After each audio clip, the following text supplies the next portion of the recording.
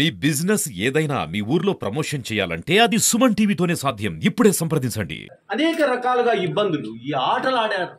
ఈరోజు చెడు కూడా అంటారు మనకు రాయలసీమలో. ఇవన్నీ కట్టడి చేస్తాం, న్యాయం జరిగే వరకు పోరాటం చేసే తీరుతాం. ఈరోజు వీళ్ళు ఆక్రమించుకున్నట్టు అన్నీ కూడా దాని ఎంక్వైరీ రిపోర్ట్లో దాని చేసి ఖాళీ చేపించి పేదలకే పంచుతాం. ఇవే కాకుండా చూడండి మరి మద్యము ఏమి ఎవడో తాగుతూ అందరినీ కూడా తాగేదానికి వీళ్ళంతా నేర్పించారు అలవాటు. ఈ మద్యము అట్టర్ ఫ్లాప్. మద్య నిషేధం తెస్తామని మహిళలకు చెప్పి ఈరోజు ప్రభుత్వ ఉద్యోగులే ఆడ కూర్చొని అమ్మే స్థాయిలో ఉన్నారు. కొన్నాళ్ళు టీచర్లను కావలి పెట్టారు, పోలీసులను కావలి పెట్టారు మద్యం షాపుల చుట్టూ.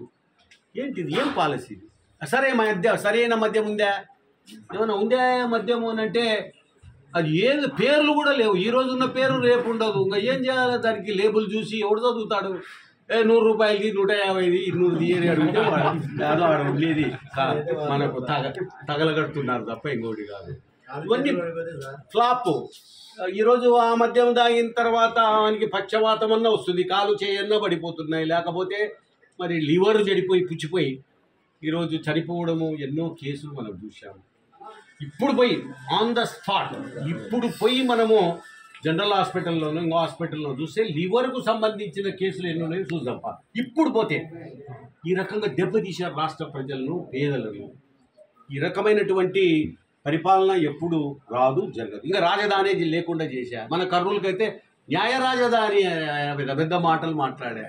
ఏడుంది న్యాయ రాజధాని లేదు, అన్యాయ రాజధాని లేదు, ఇక్కడ కనపడతనే లేదు.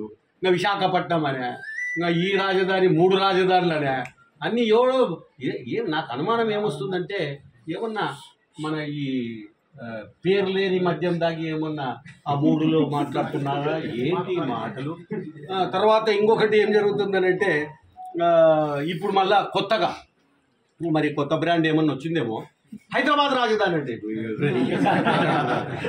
ఏమన్నా అదే పిల్లలు కూడా మాట్లాడరు. మన యూకేజీకి పోయే పిల్లలు లేకుండా అంగన్వాడీ సెంటర్లో ఉంటారు పిల్లలు, పాపం పిండిబడిలో, వాళ్ళు కూడా మాట్లాడరు. ఇట్లా ఈ రకంగా అట్టర్ ఫ్లాప్ అయిపోయింది. ఈరోజు నీళ్లు లేకుండా చేశారు. చూడండి రేపు ఇదే కాలనీలో కానీ లేకపోతే ఇదే రాయలసీమలో కానీ టౌన్లలో కానీ ఎక్కడైనా తాగేదానికి కూడా నీళ్లు ఉండవు. చూడండి వచ్చే నెలలో అప్పుడు ఏం సమాధానం చెప్తారు వీళ్ళు? అడుగుతారు. కరువు, ఎక్కడ చూడు కరువే. ఈ కరువు మీద సమాధానమే లేదు. అసెంబ్లీలో చర్చలు లేవు. ప్రధానమంత్రి దగ్గరికి కరువును గురించి తీసుకుపోయింది లేదు. అంతా స్వార్థమే.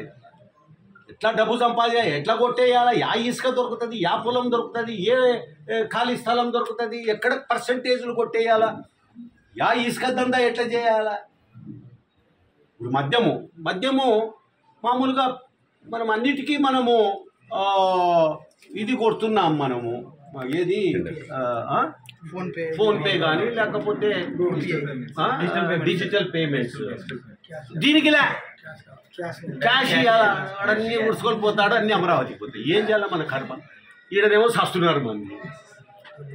రకంగా ఉంది. ఈరోజు శబరమ్మ, డాక్టర్ శబరి, ఆమెకు Nandyal parliament ticket Telugu Desam party ఇచ్చింది. అవతల క్యాండిడేట్ ఉన్నాడు పోచా బ్రహ్మానందరెడ్డి. అంటే ఏ బ్రహ్మ ఆనందంలో ఉన్నాడో తెలియదు. ఈ 5 సంవత్సరాలు ఆయన గుడ్డగుండాడా, లేకపోతే ఎత్తుకుండాడా, లేకపోతే కర్రేగుండాడా, లేకపోతే ఎర్రగుండాడా, పొచ్చబడిందా, పొట్టబడి ఎవరికి తెలియదు. ఏమో ఎట్టుంటాడు అంటే మాకు తెలియదు. ఎప్పుడన్నా ఫోటోలో చూసినామంటే తెలియదు నాయన. అసలు ఏమీ లేదు. 5 ఏళ్ళ నుంచి మరి ఏం దందా చేస్తున్నారు, ఏమి మరి పెద్ద పెద్ద విత్తనాలు తయారు చేసినారో కానీ కనపడలే, ఇంతవరకు కనపడలే. ఇది చాలా బాధాకరమైనటువంటి విషయం. ఈరోజు మనం ఎన్నో సాధించుకునేది ఉంది. తాగునీటి సమస్య కానీ సాగునీటి సమస్య కానీ రాయలసీమ కోసం ఎన్నో సాధించుకునేది ఉంది. ఏది చేయలేదు. వీళ్ళు ఎంపీలు చేయలేదు, ఎమ్మెల్యేలు చేయలేదు. నేను ఒకటే అడుగుతా జగన్మోహన్ రెడ్డి గారిని, ఎమ్మెల్యేలకు అసలు ఎన్నిసార్లు ఇంటర్వ్యూ ఇచ్చినాడో ఈ 5 ఏళ్ళలో చెప్పమను. ఒక్కసారి కూడా ఇవ్వలే. నేను ఛాలెంజ్ చేసి చెప్తున్నా, ఎమ్మెల్యేలను తీసుకురమ్మను, కొండారెడ్డి బుర్జు కాడ అందరి చుట్టూ నిలబెట్టమను. ఎమ్మెల్యేలను, ఎన్నికైన ఎంపీలను పేరుతో పిలిచమను. 10 మందిని గుర్తుపట్టి ఈయన అని. మళ్ళీ పక్కన కూడా ఉండకూడదు, మళ్ళీ ఊదుతారు చెప్తారు. గుర్తుపట్టి ఈయన పేరు ఇది, ఇదే పేరు, ఇదో ఫలానా నియోజకవర్గం ఈయన, ఇదో ఈయన, ఇదిగో ఈయన మరి కడప, ఇదిగో ఈయన రాజంపేట, లేకపోతే ఈయన పొద్దుటూరు, లేకపోతే ఈయన మంత్రాలు చెప్పమను, గుర్తుబట్టి పేరు చెప్పమను చాలు. ఇంకా ఎందుకు ఆయన్నే తీసుకుపోమను అధికారాన్ని.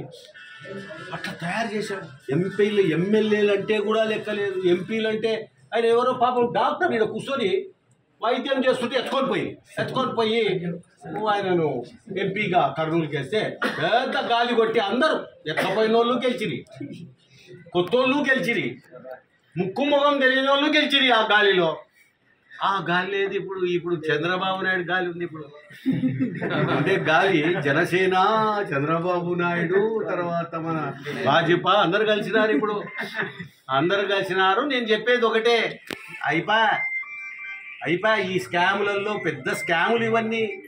ఈ స్కాములలో కేజ్రీవాల్ అక్కడ వెయిట్ చేస్తున్నాడు. ఎక్కడ? ఢిల్లీలో, తిహారే కదా. ఇక ఆడికి పిలుస్తున్నాడంటే మనం బాగా ఎంజాయ్ చేస్తాం. స్కామ్స్లో ఇరుక్కుంటాడు ఆయన తప్పదు. లిక్కర్ గేట్ అని ఆడ ఏదో ఇంతది అని, ఇది ఇంతది, ఇది ఆంధ్రప్రదేశ్ కాబట్టి ఇరుక్కునేది ఖాయం.